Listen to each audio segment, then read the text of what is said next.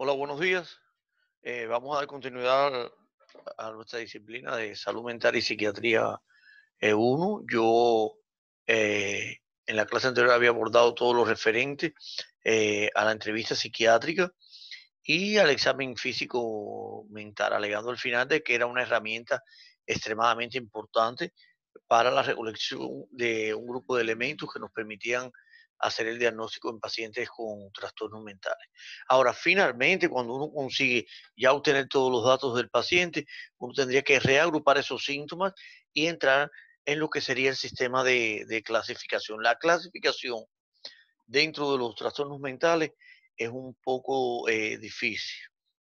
¿Por qué? Por muchos aspectos habíamos estado hablando, primeramente por el tipo de sintomatología, por lo heterogéneo que son los síntomas que están incluidos dentro de una misma enfermedad cuando uno entrevista a un paciente y otro paciente diferente, por la gran comorbilidad que existe también en los trastornos mentales y por un problema bien interesante, y es que los síntomas en psiquiatría generalmente son síntomas categóricos, donde uno decide si el paciente tiene o no esa categoría, o sea, sí o no tiene ansiedad, pero uno no consigue dimensionar esos síntomas.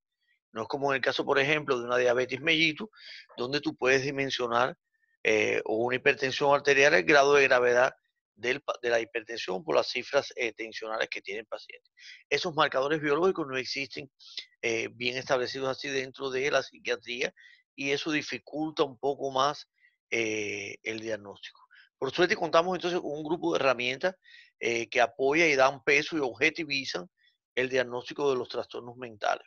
Y eso todo está contenido dentro de un área conocida como clinimetría psiquiátrica, o sea, la ciencia que se dedica a la clínica, a la clasificación, a la métrica de los trastornos mentales.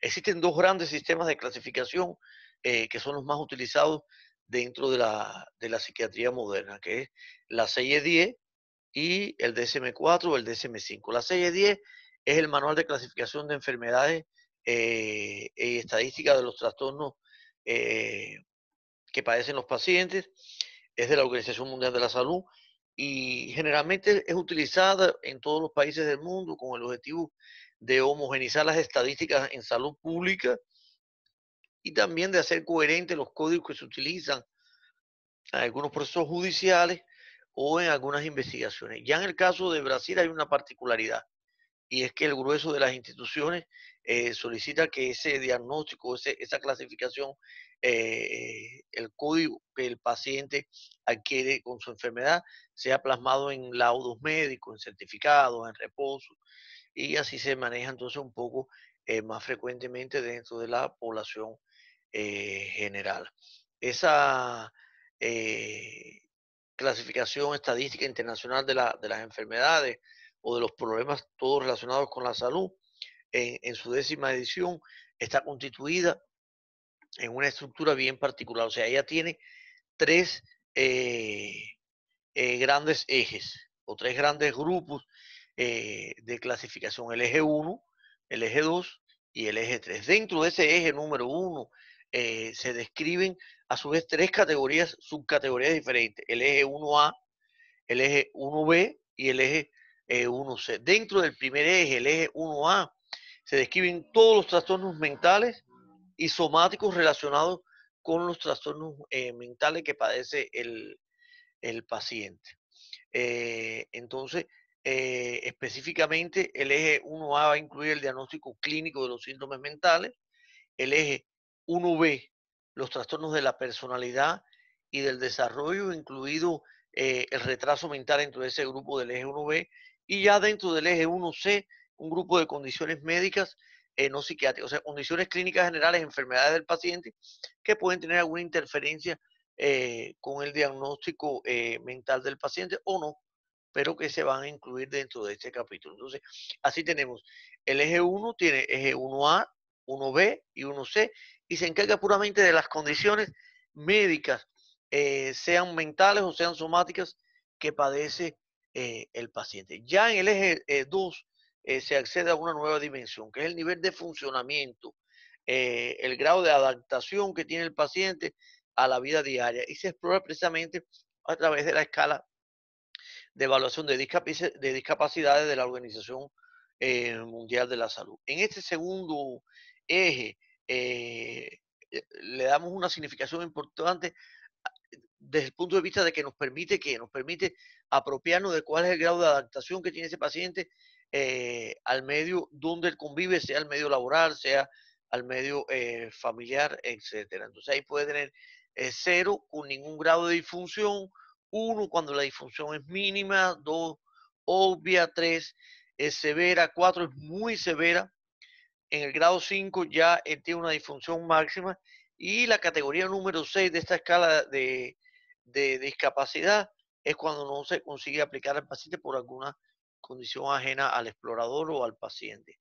Y entonces esas son las 6 categorías que se pueden adquirir en cuanto al nivel de funcionamiento. Ya en el eje 3, que vamos a ver? En el eje 3 vamos a ver un grupo de factores ambientales y circunstanciales que están en relación con la enfermedad del paciente, sean factores laborales, sociales, familiares, etcétera, que interfieren en la enfermedad del paciente. Entonces, en la serie 10, Clasificación Internacional de Dolencias, en su 10ª edición, tenemos 3 grandes ejes. El eje 1, donde se incluyen todos los trastornos, sean somáticos o trastornos mentales, subdividido en 3 categorías, 1A, 1B y 1C.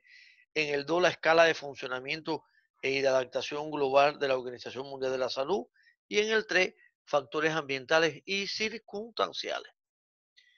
Ahora, tenemos además de ese 6-10, tenemos otro sistema de clasificación bien utilizado, sobre todo por los Estados Unidos, y es el sistema que utiliza la American Psychiatry Association, o sea, la Asociación de Psiquiatría Americana, la APA, y es un manual de diagnóstico y estadística de los desórdenes mentales, conocido por sus siglas en inglés como DSM-4, y ahora una nueva versión ya en uso en muchos países del mundo, que es el DSM-5. Ese manual está estructurado de una forma un poco diferente a la CID. Primeramente, él se inicia con un grupo de instrucciones que están en la primera página del manual. Ya yo les envié en su plataforma una copia del manual. En la primera página es todas las instrucciones de la estructura. Ahí vamos a encontrar entre la página 13 y la página 24 ya la clasificación de las enfermedades, que proporciona una lista sistemática de códigos y categorías. Ahí está todos los códigos que ustedes van a encontrar de forma resumida. Ya entre las páginas 27 y 37 aparece el sistema multiaxial para el diagnóstico. Yo les voy a explicar en qué consiste esta clasificación en múltiples ejes o multi-eje, como pudieran ustedes llamar, que te permite hacer incluso una sincronía entre más de un sistema de clasificación. Después viene una parte súper importante, que es el cuerpo del libro, donde vienen los criterios diagnósticos de cada trastorno y se acompaña de un breve texto descriptivo. Miren, ese manual yo disponibilicé para ustedes, es una herramienta súper interesante para estudiar como un libro de texto.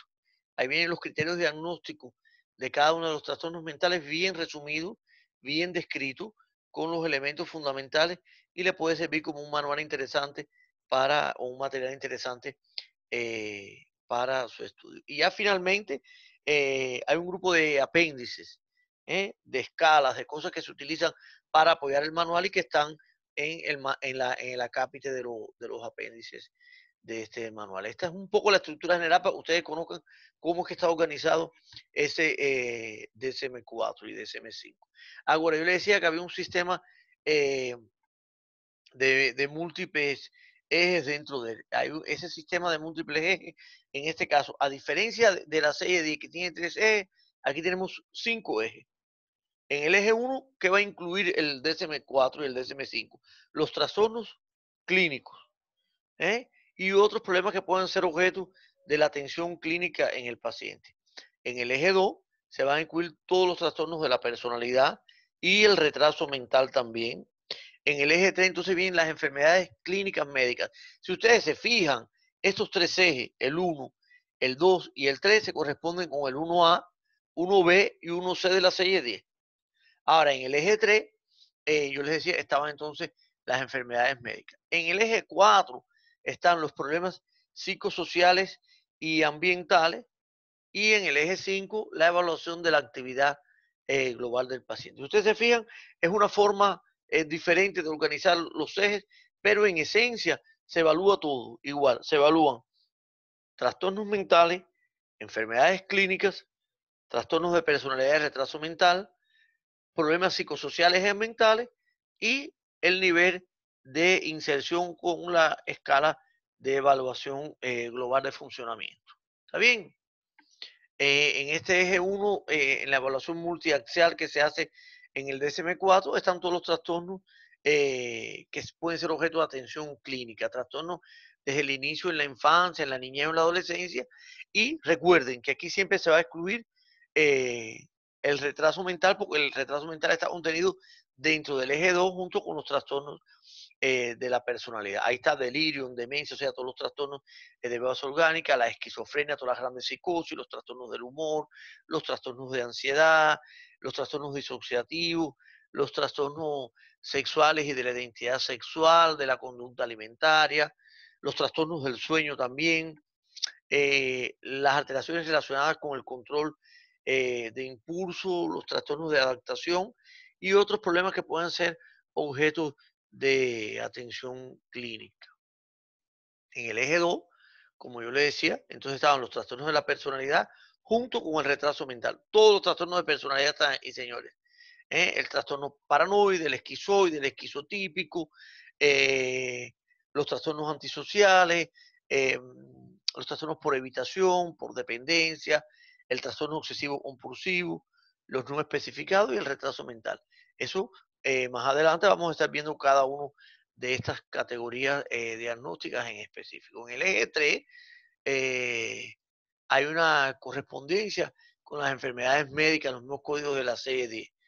Ahí están las enfermedades infecciosas y parasitarias, las enfermedades hematopoyéticas e inmunológicas, las endocrinas, las del sistema nervioso, del ojo y los anexos, de los oídos, del sistema circulatorio, respiratorio, digestivo, en fin, todas las enfermedades clínicas de orden general que ustedes conocen y que han estado estudiando durante todos estos tiempos en la carrera en otras disciplinas. Ya en el eje 4 están los problemas psicosociales y ambientales, sobre todo relativos al grupo primario de apoyo, o sea, al núcleo familiar, al ambiente social, a la escuela, laborales, a la vivienda, problemas económicos que son sumamente importantes. Y hay dos aquí que no podemos dejar de olvidar en los problemas psicosociales y ambientales, y es el acceso a la asistencia sanitaria que tienen los pacientes eh, y los problemas que emanan de la interacción del paciente con los sistemas legales, con los crímenes y así otros problemas psicosociales, problemas sociológicos y problemas ambientales que por supuesto cobran un peso. No es que no sean importantes en el resto de las enfermedades, pero los trastornos mentales, estos problemas sociales y ambientales son extremadamente importantes por la inferencia que tienen en la conducta y en la psicopatología de nuestros pacientes. El eje 5 incluye la evaluación de la actividad global, describe el funcionamiento global del paciente y hace un grupo de observaciones sobre aspectos psicológicos, sociales y laborales. Eh, Esa escala lo va subdividiendo de la evaluación de la actividad global de 1 a 100 puntos, es el puntaje. El mejor nivel en el año anterior y se compara con el momento de la evaluación actual. Es bueno incluso aplicar ese cuestionario antes y después que el paciente va a egresar en una internación, porque eso te garantiza que saber en qué estado de inserción, de capacidades de incorporación social está el paciente antes de ser enviado a la comunidad. Y acontece con mucha frecuencia que no se apliquen estas escalas al paciente y el paciente sale de alta de forma prematura y no está en condiciones de sobrevivir fuera del medio hospitalario o de relacionarse adecuadamente con su medio laboral, con su medio familiar, etcétera. Vamos a ver que en esta escala de evaluación de la actividad global, en el puntaje entre 100 y 91, la actividad es satisfactoria, o sea, no hay ningún tipo de alteración. Entre 90 y 81 hay síntomas ausentes o mínimo, y es una vida socialmente satisfactoria la que lleva el paciente. Ya entre 80 y 71, si existen síntomas, son transitorios y constituyen reacciones esperadas ante determinados agentes estresógenos psicosociales, ambientales, que puedan ser los factores desencadenantes de estos síntomas que presenta el paciente.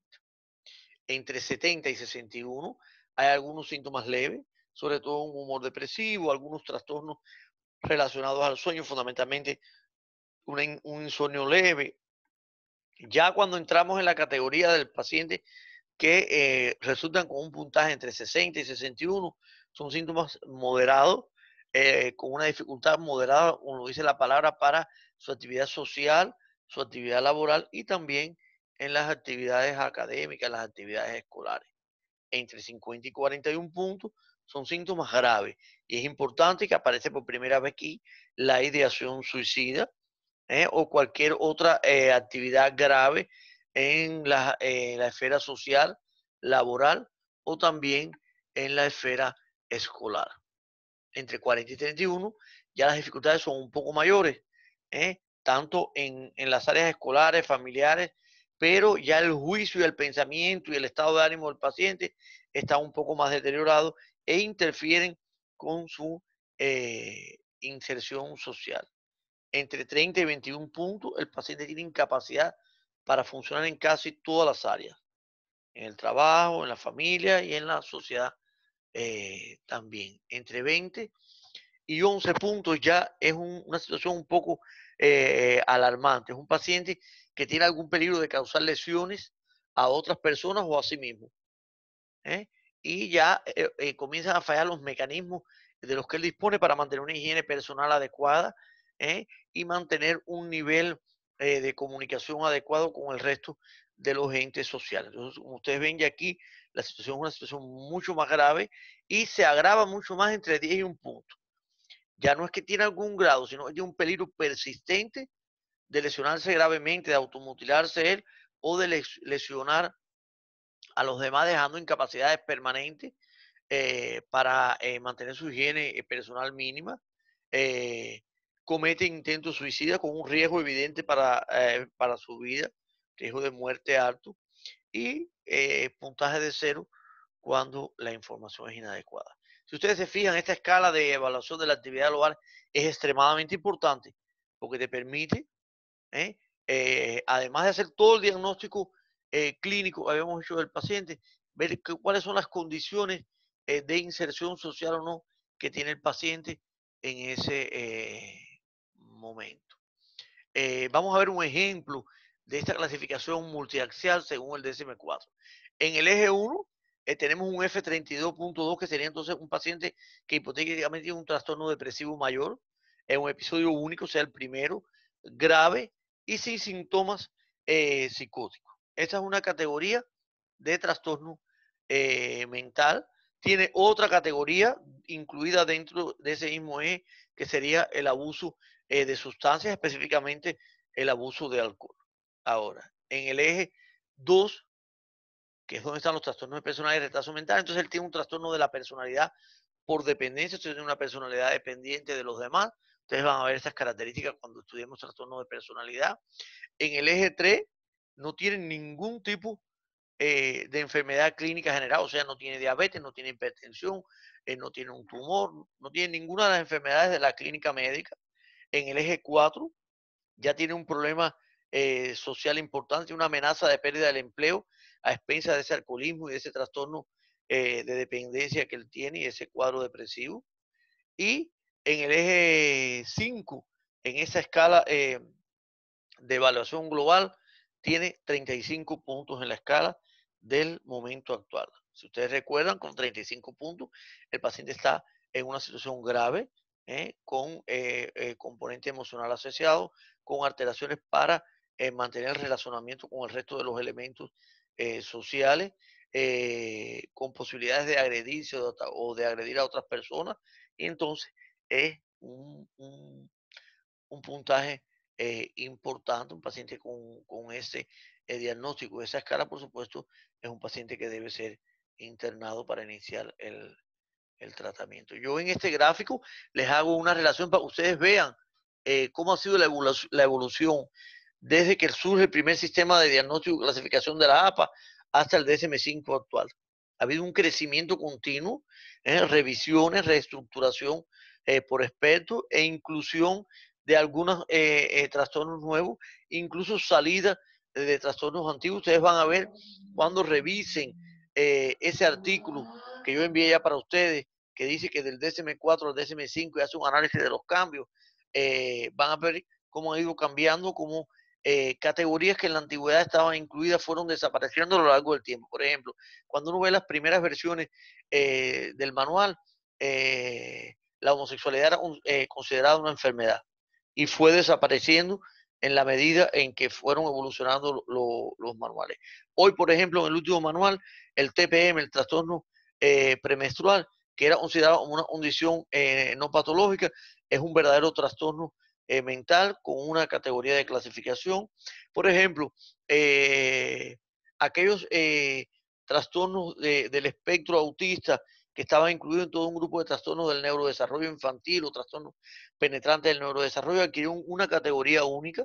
¿Por qué? Porque un poco que es la experiencia de que se ha visto que subclasificarlos en grupos independientes no trae eh, evoluciones terapéuticas ni diagnósticas diferentes. Así pasa también en el nuevo manual con la esquizofrenia. Hay una variación en hacer cambios en toda esa clasificación antigua de las esquizofrenias. Yo quiero que ustedes lean ese artículo y vamos a estar hablando más para frente de nuevo sobre alguna tarea en relación a esa revisión de los cambios que tienen, porque ustedes tienen que estar a tono con el DSM-5, que es la última versión del manual.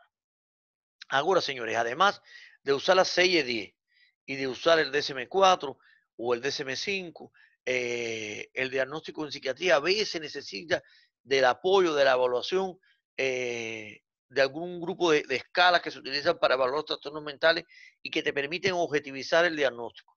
Incluso evaluar o darle curso a la evolución terapéutica si está mejorando o no de forma objetiva y mejorar la categoría diagnóstica, te hace mucho más objetivo los diagnósticos, te lo estandariza más entre un sujeto y otro. Así hay un grupo de escalas que sirven para evaluar trastornos del estado de ánimo, para trastornos de ansiedad, para trastornos psicóticos, para trastornos del sueño.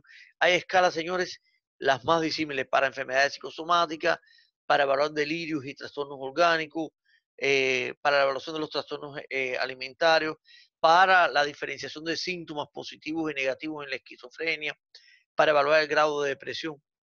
Miles de escalas. Vamos a ver, yo les mandé un manual también allí, un material en PDF que tiene varias escalas de las que se utilizan. Ustedes van a ver qué importantes son. Por ejemplo, cuando nosotros entramos ya dentro de la parte orgánica, de evaluar el grado de deterioro cognitivo que tiene un paciente eh, que tiene demencia, por ejemplo, eh, o si es un delirio, o si es una demencia, o qué coeficiente de inteligencia tiene un paciente a la hora de establecer el grado de retraso mental. Vamos a ver que prácticamente tenemos que apoyarnos obligatoriamente en esas escalas. Y dicho sea de paso, estos trastornos orgánicos que cursan con deterioro cognitivo van a ser objeto de estudio de las próximas clases que tenemos. Hasta aquí todo este sistema de clasificación de clinimetría psiquiátrica, donde hablamos un poco de la CIE-10 y del DSM-4 fundamentalmente. Introducimos el estudio del DSM-5 y al final yo hice un abordaje del uso y de la importancia que tiene un grupo de escalas dentro del diagnóstico psicopatológico. Como siempre me despido con una imagen que trae toda una reflexión diferente frente a esta epidemia que estamos viviendo. Yo agradezco la presencia de todos ustedes y les pido que se cuiden su familia y por favor estudien. Gracias, hasta luego.